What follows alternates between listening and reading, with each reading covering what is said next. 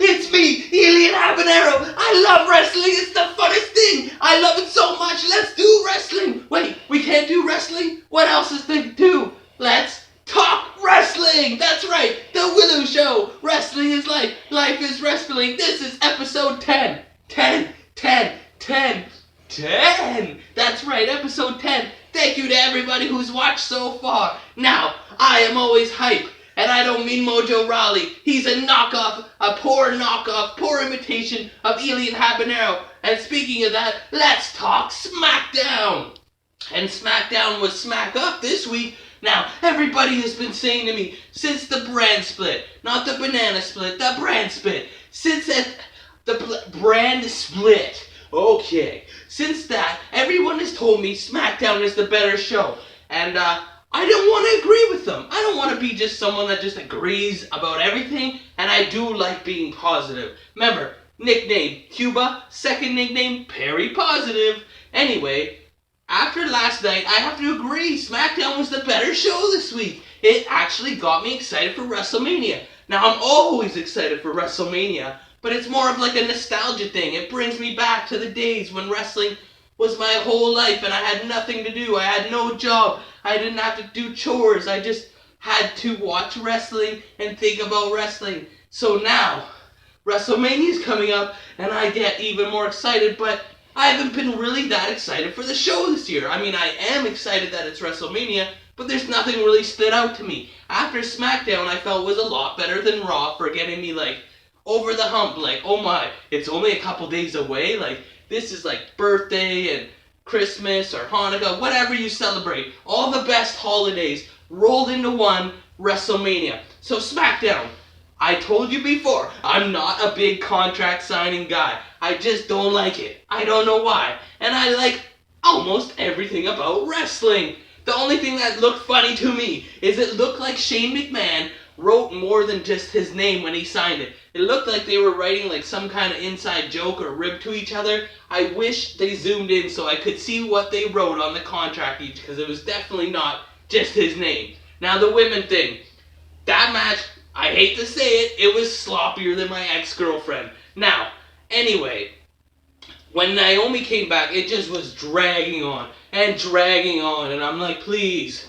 And then they made it a tag match. I'm like, no, please. And then finally Naomi came out, and I was so happy. I mean, I like her new gimmick and everything, and I always felt they should do more with her. I'm not like the hugest Naomi fan, but I was just generally happy for her as a talent, as like just someone who I could feel what she was thinking, and now she gets to be a part of WrestleMania. So that was great. The tag team, I already bashed W.I.L.L.I.W a bit. I mean, I like what he's doing. I like energy. I love wrestling. It's so fun, and I like that he does the same kind of character as me, but I did not want to see him win. I mean, the Usos, I love them, but I don't know if I love them as heels, just because I know how good they are. I want to cheer them from all the things they've done in the past, but I honestly think Tyler Breeze and Fandango is the best. Now, the John Cena Miz thing, I can't help it.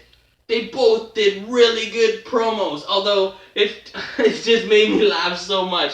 Nikki Bella was just standing there nodding yes for everything. Like, at the end, finally, she got the microphone, but, like, I honestly think Miz's promo was better than Cena's. And Cena got to have the rebuttal. Like, he knew all the bullet points of what Miz was going to say, and he planned his promo to counteract his, and I honestly still think Miz was better. Now, I want to see a double turn at WrestleMania, like WrestleMania 13 with Bret Hart and Stone Cold, where they switched. I would love to see that. Miz deserves to be face. He's too good. He's probably the best character in the company right now.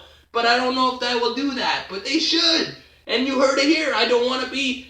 I do want to be. I want to be the one that says I told you so. A double turn. How great would that be? If they switch Miz to face. But I don't know if Miz would really work as a face, because he's only great because he's such great at being the guy that people hate. He just does such a good job of it. So, who knows what's going to happen. But it didn't really get me excited for the match. I don't really want to see the match. I can't imagine it'll be that great. But the promo was great. I loved seeing the whole segment. I loved that. Now the Bray Wyatt Randy Orton thing.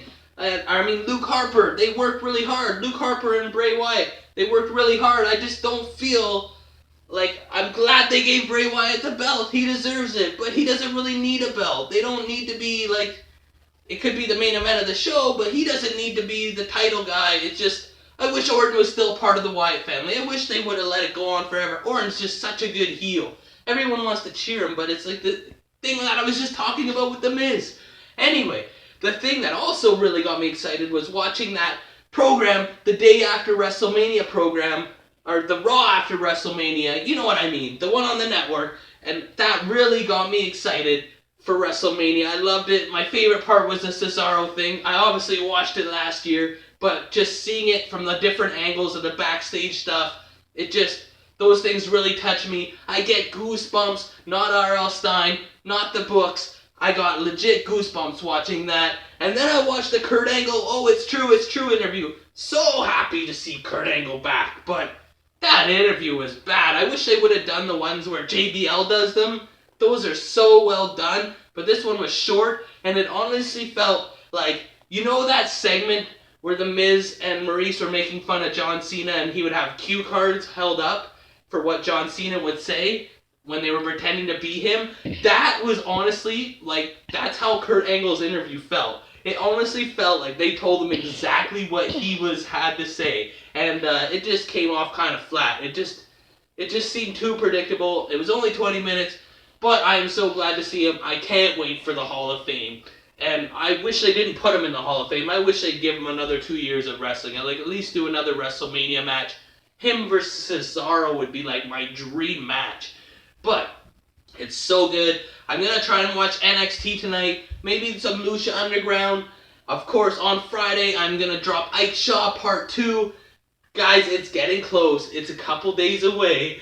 And I am so excited. It's the funnest thing. Give me a high five. I love fives. Fiving is so fun. And now, this has been episode 10. Remember, like on the video or you get a leg drop. Comment on the video or you get a clothesline. Subscribe to the video. Thank you everybody who has. Subscribe or you get a suplex. This has been episode 10, The Willow Show. I'm Elian Habanero. I love wrestling. Cuba!